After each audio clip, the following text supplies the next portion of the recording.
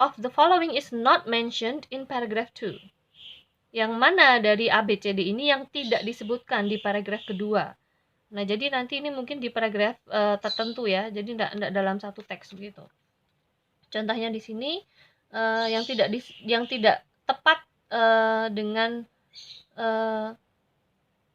kondisi ketika kita melihat pelangi adalah misalnya.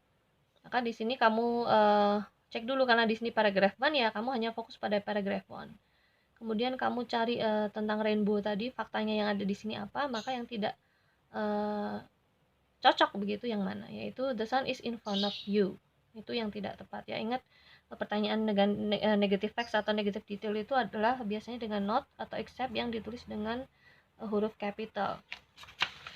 Kemudian berikutnya making inference from stated facts atau implied ya. Dulu kita sudah bahas juga kaitannya dengan implicit atau makna yang tersirat. Jadi kayak menyimpulkan tetapi tidak langsung ada di dalam teks. Jadi kamu harus ya istilahnya berpikir dua kali begitu untuk bisa menjawab pertanyaan. Di sini misalnya contohnya what can be inferred from paragraph 5 about apa misalnya, atau paragraph 5 implies that ...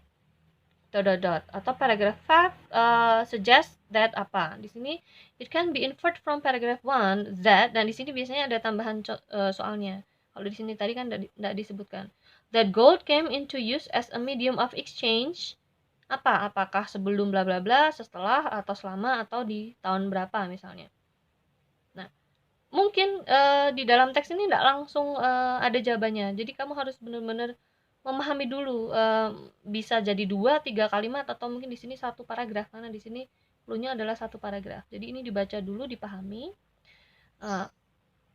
dengan kata kunci bahwa gold came into use as a medium of exchange loh ya, bukan gold sebagai yang lainnya, tapi sebagai medium of exchange. Maka kapan kira-kira di sini? Nah, di sini misalnya adalah sebelum tahun 700 before Christ misalnya di sini. Nah, ini sebelum ya. Jadi ini harus enggak langsung menjawab, tetapi maksudnya jawabannya mungkin tidak langsung ada di teks, tapi harus dipahami dulu, ingat ya. Karena implied inference itu implisit sifatnya, jadi tidak langsung tampak begitu. Kemudian berikutnya